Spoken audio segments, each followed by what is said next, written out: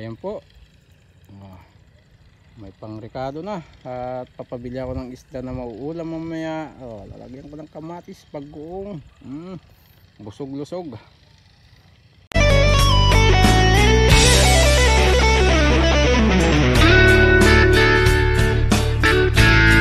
Alright, sibuyas again.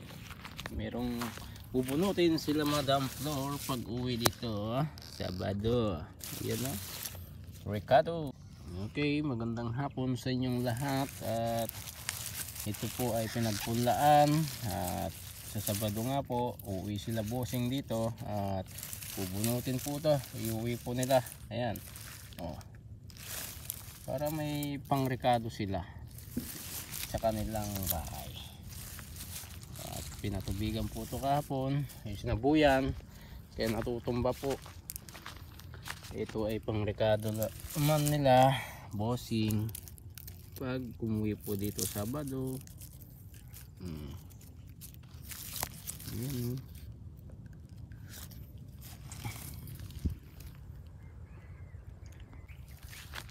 Yun manamis-namis po yan Tapos ang ulam ay tinapa.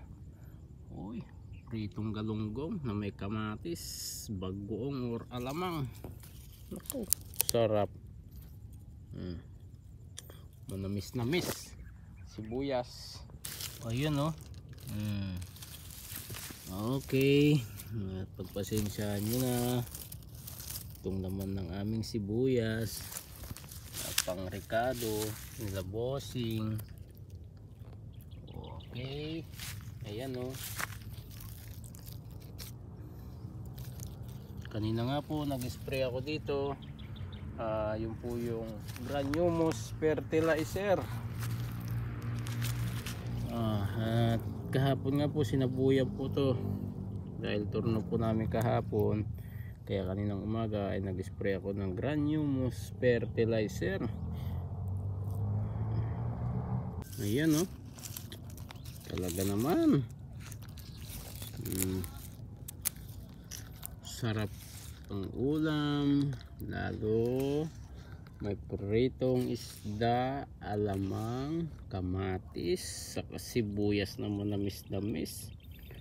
O kaya yung bagoong ang kapartner. Ayan, talaga naman. Tapos tinapa na prito. Napakasarap, mapapadami ka talaga ng kain yan.